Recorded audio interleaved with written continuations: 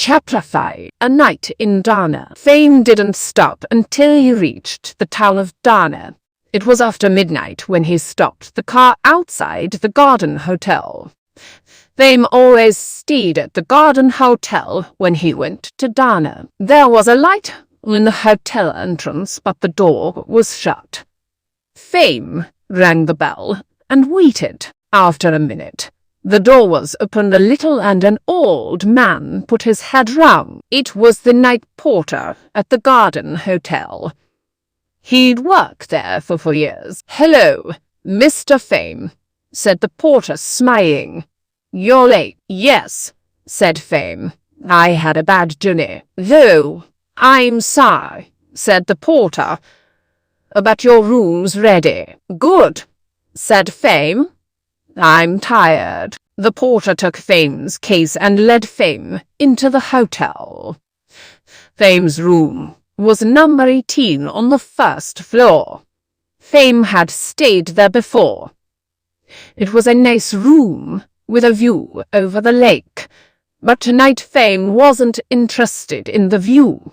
When the porter left him, Fame sat in a chair by the window, thinking. Harker was dead. That was certain.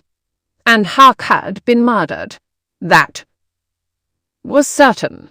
He had probably been murdered by the 2 men at the hut. They had killed him and then hung his body from the ceiling. They had wanted people to think Harker had himself. But Fame knew better. Why had they killed him? And why had they returned to search for that piece of paper? The piece of paper was addressed to him. Fame took it out of his pocket, unfolded it and read the poem again.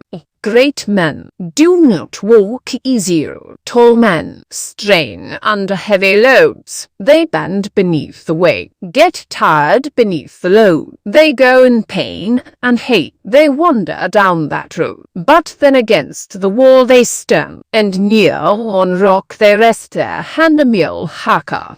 What was the message hidden in this strange poem? Harker wanted Fame to understand the message, but he didn't want the other men to understand it. Fame tried to think about Harker. Harker was rich.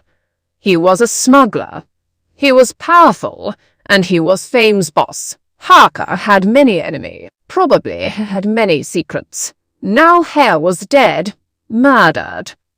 What was Fame to do? He couldn't go to the police. The police were no friends of Harker's or Fame's. He couldn't go back across the frontier, not yet. Fame had a job to do. He decided to ring Zara. There was a telephone on a small white table next to the bed.